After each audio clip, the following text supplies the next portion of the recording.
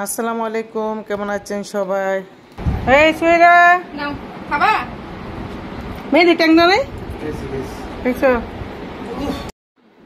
তো দেখেন, হঠাৎ করে আমার ভাগ্নির জামাই, বাগিনা বউ, আমার বোন গতকাল রাত্রে কথা হয়েছে যে তারা আসবে আমাদের বাসায় আজকে।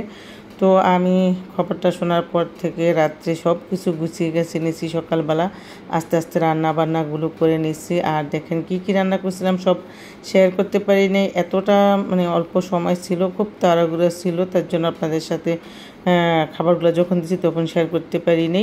তো ওখান থেকে শুরু করি, অনেকের এখান থেকে ডাল, কাবাব, ডিম, সালাদ, তারপরে গরুর মাংস, মুরগির রোস্ট, বেগুন ভাজা, তারপরে এখানে একটা মাছের তরকারি করছি, তারপরে সাদা ভাত আর সেমাই রান্না করছি, সেটা ফ্রিজে আছে। আর এদিকে পোলাও রান্না করছিলাম রাইস কুকারে, যেহেতু আমাদের এখানে কিন্তু সকালে গ্যাস থাকে না।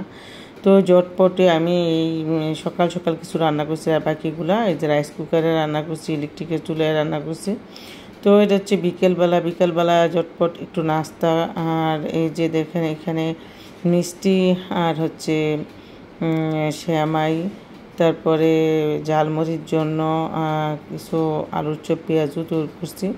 তো সেগুলো দিব, সবাই করবে, নাস্তা করবে। তো আলুর চপ পেঁয়াজু সবাই হাতে হাতে নিয়েছে, খাইতেছে। এদিকে ভোট ভাজি করছি, পেয়ারা